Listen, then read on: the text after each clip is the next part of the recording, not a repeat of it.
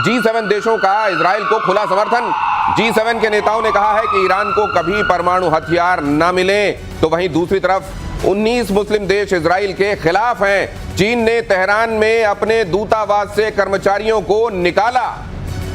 ये लीजिए जरा, ये भी देखिए, चीन ने तेहरान में अपने दूतावास से कर्मचारियों को निकाला। ये दुनिया में जो बाकी जगहों पर डेवलपमेंट चल रहे हैं, खासतौर से G7 की तरफ हर किसी की निगाह है क्या चल रहा है कनाडा में।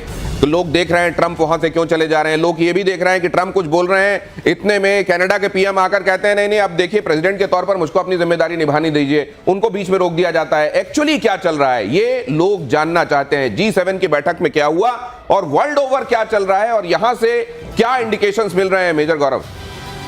देखिए, ट्रंप तो बीच में निकल लिया है। जैसा आपने शुरू में ही अपने बयान में बताया था कि ट्रंप साहब आए, वहां पे हाय हेलो करा, हाथ वाथ हिलाए, एक दो डील वील शायद उनकी यूके से साइन होनी थी, उसको कर कुरा के ट्रंप ने बोला कि मैं निकल रहा हूं। अब इसका ये है कि ट्रंप ने ट्वीट भी करे हैं, ट्रूथ सोशल पे भी डाला है कि कुछ बहुत बड़ा होने वाला है।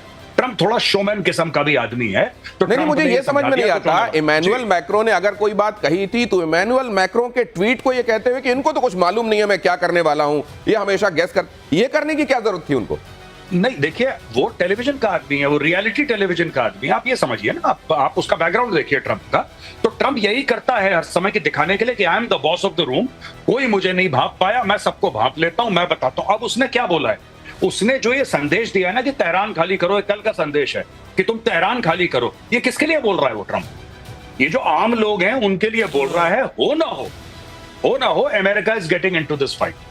अगर चीजें एक आध दिन में 48 घंटे के अंदर अगर चीजें उस तरीके से पटरी पे नहीं आई जैसे ट्रंप चाहता है, तो हो सकता है कि मैसिव बॉम्बार्डमेंट ऑफ तेहरान। और ये बात ट्रंप भी समझ चुका है, भली भांति परिचित है कि जब तक रिजीम चेंज नहीं होगा मिडिल ईस्ट में शांति नहीं आएगी। ये जो इकोनॉमिक कॉरिडोर की बातें कर रहे हैं कि इंडिया और ये पूरा इकोनॉमिक कॉरिडोर यूरोप का आगे तक मिडिल ईस्ट का ले जाने की बात कर रहे हैं, ये सब ख्याली पुलाव है। ईरान तो मना कर रहा है, कह रहा है मैं वो बंद कर दूंगा अपने पूरे सी लेन्स। मतलब आप भी यही कह रहे हैं कि खामेनेई के ऊपर अभूतपूर्व खतरा मंडरा रहा है, क्या आप भी यही कह रहे हैं? मैं आपके पास लौटता हूं। भयानक स्तर पर पहुंचा ईरान इजराइल युद्ध, G7 बीच में छोड़कर अमेरिका लौटे डोनाल्ड ट्रंप। जैसा हम आपको लगातार बता रहे हैं, ईरान के परमाणु कार्यक्रम पर रोक जरूरी है, ये ट्रंप ने कहा। तेहरान को फौरन खाली कर दें लोग, तेहरान को फौरन खाली कर दिया जाए। देखिए, पहले दिन जब इजराइल ने ईरान के ऊपर अटैक किया तो ट्रंप ने कहा नहीं हमारा इससे कोई लेना देना नहीं, और आज वो कह रहे हैं कि तेहरान को पूरी तरीके से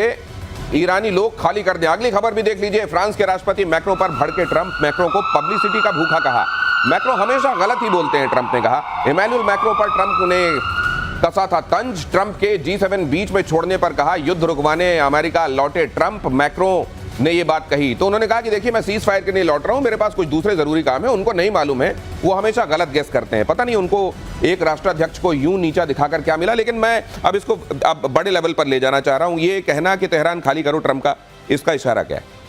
इसका इशारा यह है कि ट्रंप और नेतन्याहू एक ही पेज पर हैं। नेतन्याहू ने भी यही बोला था तेहरान खाली करो, तेहरान खाली करो, और तेहरान खाली हो रहा है। तो पहली चीज होती है रेजिम चेंज से पहले जनता में एक विद्रोह का भाव सर, आपको बीच में रोक रहा हूं। हाँ। जब से नेतन्याहू ने कहा है कि टॉप डेथ टू अमेरिका कहने वाला और टॉप में ट्रंप का नाम रखने वाला है ईरान, तो तुम देख लो तभी से सब कुछ बदला है लगता है। और उसने ये भी कहा कि मैं तो उनका छोटा भाई हूं, मैं तो नंबर 2 हूं, पहले आपको मारने के लिए आ रहे हैं। और ट्रंप को याद आ गई कि इलेक्शन से पहले उनके पर क्या आक्रमण हुआ था, तो ट्रंप ने कहा, और मैक्रोन की थोड़ी सी आदत है दिनेश, अगर कहें आप मुझे कहने दें, कि वो बोलते थोड़ा आउट ऑफ टर्न बोल देते हैं मैक्रो। हाँ, थोड़ा आउट ऑफ टर्न बोलते हैं। हर चीज में कहते हैं मैं समझौता करा दूंगा, मैं कूद पड़ते हैं। मतलब ट्रंप को ट्रंप जैसा कहीं कोई मिल जाता है, आप ये कह रहे हैं? तो वो थोड़ा हुआ, तो ट्रंप ने बताया हु इज द बॉस। अच्छा, ये समझ जाओ कि मैं बॉस हूं।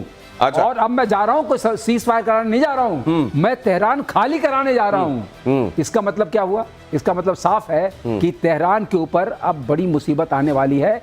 और खamenei उधर वो कहते हैं हमारे जो मेजर गौरव को जोड़ना चाह रहे हैं सर आपकी बात पर। या जी, मैं बिल्कुल जो सर की बात है मैं 100% एग्री कर रहा हूं। मैं सिर्फ ये बात एक जोड़ना चाह रहा हूं, सर ने बिल्कुल ये ठीक बात बोली है, सीज फायर से ट्रंप का कोई लेना देना है।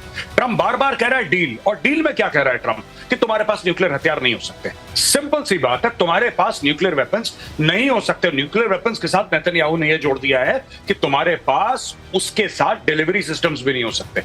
तो ये सिर्फ न्यूक्लियर ठिकानों पर नहीं मार रहा है बम, ये इनके बैलिस्टिक मिसाइल के ठिकानों पर भी बम मार रहा है। राइट। कि एक तो न्यूक्लियर वेपन है, एक उनके डिलीवरी सिस्टम्स हैं, दोनों को बर्बाद कर दो। और यही ट्रंप भी चाहता है। They are on the same page. Sir ने बिल्कुल 100% बात बोली है, सही, I agree with him, they are on the same page. Benjamin Netanyahu ने यह बात कही है कि न सिर्फ उनके पास न्यूक्लियर हथियार नहीं होने चाहिए, बल्कि उनके पास आईसीबीएम्स नहीं होने चाहिए, इंटरकॉन्टिनेंटल बैलिस्टिक मिसाइल नहीं होने चाहिए, वेक्टर नहीं होने चाहिए जिसको जो न्यूक को लेकर उड़े। अगली खबर देख लीजिए, प्रतिशोध में इस वक्त की बड़ी खबर, अमेरिकी राष्ट्रपति ट्रंप का बड़ा बयान। ट्रंप ने कहा, हम सिर्फ सीज फायर नहीं, असली अंत चाहते हैं। ईरान के पास कभी भी परमाणु हथियार नहीं होने चाहिए। ये बड़ी बातें हैं जो चल रही हैं, और ये ईरान, मिडिल ईस्ट और वर्ल्ड ओवर जो चीजें हैं उनको किस दिशा में ले जाएंगी। आप इसकी मेगा पिक्चर क्या देख रहे हैं कर्नल साहब? नहीं, देखिए, बड़ी सीधी बात है कि अगर आप चीज़ों को इवैल्यूएट करेंगे तो आप ये ज़रूर पाएंगे, ट्रंप एक पार्ट बोलते हैं, नेतन्याहू दूसरा पार्ट बोलते हैं। अच्छा। ट्रंप ने बड़ा क्लैरिटी के साथ कह दिया, और मैं वैसे भी यूएस का इंटरेस्ट बता सकता हूं कि वो हमेशा है कि ईरान का न्यूक्लियर प्रोग्राम अगर इजराइल के बाद किसी के लिए है तो वो यूएस के लिए, इसलिए उसको नहीं होना चाहिए। इजराइल बोलता है कि आपके पास ये न्यूक्लियर प्रोग्राम नहीं, न्यूक्लियर चीज ही नहीं होनी चाहिए, चाहे आप एनर्जी के नाम से बात करें, चाहे किसी भी नाम से बात करें, और इसको आपके देश से बाहर किसी भी तरह की मिसाइल सिस्टम से ले जाना अपने आप में हमें एक्सेप्टेबल नहीं है। जैसे ईरान को यहूदी जमीन के ऊपर एक्सेप्टेबल नहीं है, तो इजराइल को किसी भी हालत में ईरान का कोई भी पार्ट अगर न्यूक्लियर है वो एक्सेप्टेबल नहीं है। उस न्यूक्लियर ऑब्लिक किसी भी तरह की आईसीबीएम को उसके देश से बाहर ले जाने की जो काबिलियत है वो भी एक्सेप्टेबल नहीं है, और दोनों के दोनों इसी बात पर एग्री कर रहे हैं। ईरान के सांसद महमूद नवाबियान की धमकी भी जरा देख लीजिए। उन्होंने कहा कि अमेरिका को निशाना बनाना बहुत आसान है, इजराइल पर हमला करना जितना मुश्किल है उतना ही ज्यादा आसान है अमेरिका की तबाही। उन्होंने कहा कि अमेरिकी सैन्य अड्डों, युद्धपोतों को निशाना बनाना आसान है। अब ये क्या बयान है और ये किस तरफ चलाए जा रहे तीर हैं मेजर गौरव? देखिए, ये गीदड़ भपकी है। आपने देखा था जिस तरीके से उनकी टीवी एंकर जो बैठी थी बीच में, हाँ, वो कह रही थी हम कभी नहीं झुकेंगे, हम कभी नहीं छोड़ के भागेंगे, बम गिरा भगली। ठीक है, फिर थोड़ी देर के बाद उसको लोगों ने, पीसीआर ने बोला कि मैडम वापस आ जाओ, खतरा टल गया, फिर वापस आई मैडम, तो लोगों ने बोला बड़ी बहादुर है। देखिए, ये सब इनके बयानबाजी कर रहे हैं लोग। एक बयानबाजी आपको पता है पाकिस्तान ने भी करी थी कल, जिसके बारे में हम लोग आपकी शो में डिस्कस कर रहे थे। पाकिस्तान ने बोला कि हम न्यूक्लियर मार देंगे, फिर जब बोला अच्छा तुम मार दोगे, कह रहा मैं मजाक कर रहा हूं। तो ये सब देखिए, ये सब कोरी बयानबाजी है, इनको भी पता है। ट्रंप ने पहले दिन क्या बोला था, तुम्हें इजराइल के साथ जो करना है करो, अगर तुमने अमेरिकन एसेट्स या तुमने अमेरिकन पे हमला करा फिर देख लेना, तुम फिर देखना। और अगर ये करते हैं ऐसी बेवकूफी अमेरिका को छेड़ने की, तो इस बार ट्रंप और Netanyahu they are absolutely on the same page. कौन से सेम पेज है? Number 1, they will not have, Iran will not have any nuclear weapons और nuclear anything for that matter.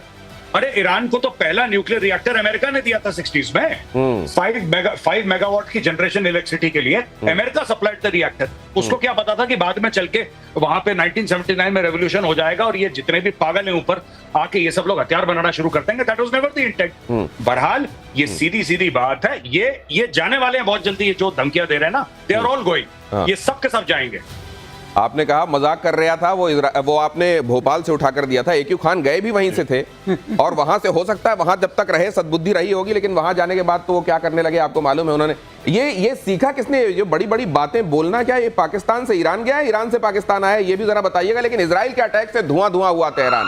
ये खबर देखिए, तेहरान के आसमान में चारों तरफ धुआं दिखा। इजरायली हमलों में अब तक 224 की मौत हो चुकी है। तेहरान में सबसे ज्यादा हमला कर रहा है इजराइल। तेहरान पहचानने लायक रहेगा क्या कुछ दिनों बाद? ये भी एक बड़ा सवाल है। ईरान के टीवी स्टूडियो पर इजरायली अटैक, जिसका जिक्र अभी मेजर गौरव कर रहे थे, न्यूज पढ़ते वक्त हुआ मिसाइल अटैक, और उस समय वो मोहतरमा यही कह रही थी हम किसी से नहीं डरते, और स्टूडियो छोड़कर भाग खड़ी हुई। इजराइल ने दी थी स्टूडियो खाली करने की चेतावनी। इजराइल ने पहले ही कहा था ये प्रोपेगेंडा, ये जो चैनल है यहाँ का, ईरान का, यहाँ पर ये प्रोपेगेंडा मत चलाओ। ये देखिए, ये जैसे ही वहां पर करीब एक मिसाइल गिरी, ऊपर से कुछ झड़ता हुआ सा दिखाई दे रहा है, उसके बाद मैडम चल नहीं वहां से, और कहते हैं पता नहीं, मेजर साहब भी बता रहे हैं कि थोड़ी देर बाद वापस लौटी। हाँ, ये वापस लौटी थी थोड़े समय के बाद, और ऐसा मैंने सुनने में आया है कि इसकी पाकिस्तानी मीडिया में बड़ी तारीफ हुई है कि देखो कितनी बहादुर हो रहा था। अब पता नहीं लौटी कि नहीं लौटी, वहां पे भी आप जानते हैं फेक न्यूज फैक्ट्री है। हाँ। लेकिन fact of the matter is कि ये सारे के साथ, ये देखिए, ये भाग रही है। ऐसी करते हैं ये लोग, ये ऐसे ही करते हैं। पहले बड़ी बड़ी बातें बोल देंगे, हम तुम्हें नहीं छोड़ेंगे, हम बर्बाद कर देंगे, फिर किसी ने हल्की सी हूल दी, सब भगे वहां से। पाकिस्तानी तो ऑल्सो लाइक दिस, आपने नहीं देखा पाकिस्तानियों को, वो भी यही करते हैं, हम मार देंगे न्यूक्लियर मिसाइल टेल ये वाला आर्ट किसने किससे सीखा है? मुझे नहीं, इस आर्ट के जो फादर है वो तो पाकिस्तान है। पाकिस्तान ने तो ये पूरी कोशिश की कि ये कला उनके देश से बाहर जानी नहीं चाहिए, चली कैसी गई? चले वो न्यूक्लियर सीक्रेट है भाई साहब। अच्छा, अगली खबर देख लीजिए। ईरान को पाकिस्तान ने दिया धोखा, ईरान को नहीं दी जाएगी एटमी सहायता। इशाक डार ने कहा, संसद में पाकिस्तान के विदेश मंत्री इशाक डार का बयान। ईरानी जनरल ने किया था दावा, अगर इजराइल ने ईरान पर परमाणु हमला किया तो पाकिस्तान भी इजराइल पर परमाणु हमला करेगा। ये जब आप सुन रहे हैं, ये इतने बड़े लतीफे की तरह सुनाई दे रहा है कि पेट में हंसते हंसते बल पड़ रहे हैं। मेजर गौरव, ये कुछ दिनों में कहीं किसी ऊंची जगह पर खड़े होकर चिल्लाने लगे, कसम खुदा की झूठ बोला ईरान ने। नहीं बिल्कुल, देखिए ये क्या है, ये बोल देते हैं पाकिस्तानी, लाहौरी खासतौर से, इनके ब्लड में है गोलीबाजी। ये बोल देते हैं कि हम चिंता मत करिए, हम इस्लामी बिरादर मुल्क हैं और हम आपके लिए जान दे देंगे और खड़े हैं वगैरह। नहीं, लेकिन ये कंफ्यूजिंग सिग्नल्स क्यों आ रहे हैं मेजर? वो देखिए उधर वो क्या कह रहे हैं, वो नवाज शरीफ कह रहे हैं नहीं वो हमारा बिरादर है और हमको खड़ा होना चाहिए, उसके साथ पूरे तौर पर ये होना चाहिए, वो होना चाहिए। इधर ये देख लिया आपने, ये क्या जानबूझ के ड्रामा चल रहा है क्या पाकिस्तान में? इनका बिरादर खड़ा नहीं, इनका बिरादर पड़ा है।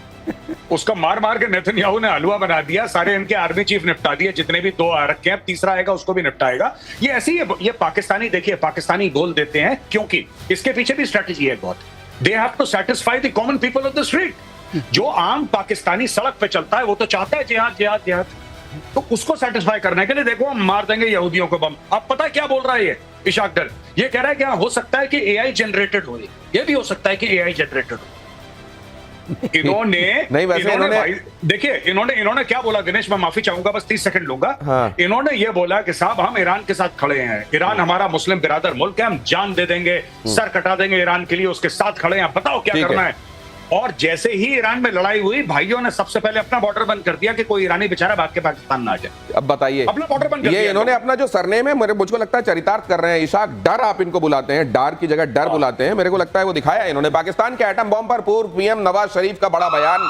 पाकिस्तान के एटम बॉम्ब जंग के लिए नहीं है, नवाज शरीफ ने कहा। पाकिस्तान के एटम बॉम्ब शांति के लिए हैं, शरीफ ने कहा। हालांकि नवाज शरीफ ने कहा कि ईरान पर इजराइल ने ज्यादती की है। ये 2 तरह की बातें कर्नल साहब क्या है, ये शांति के लिए है। एज फार एज जो शहबाज शरीफ साहब और नवाज शरीफ साहब कुछ बोलते हैं ना, वो बड़ा सीरियस मामला होता है। मुझे याद है कि जब लोग नौकरी ढूंढने शहरों की तरफ आते हैं सर, तो बहुत सारे लोग जिनको नौकरियां नहीं मिली तो जरूर बताते हैं कि हमारी बहुत जमीन है, बहुत खेती बाड़ी है।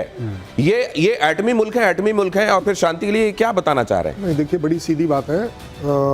10 तारीख से पहले तो ये बड़ा एग्रेसिव बम था। हाँ। इस्लामिक बम था। हाँ। सब जगह अवेलेबल था। हाँ। हमास के लिए भी अवेलेबल था। ये 6 से 10 के बाद से ये पॉलिसी चेंज कब हुई? ये नई डॉक्ट्रिन कैसे आ गई?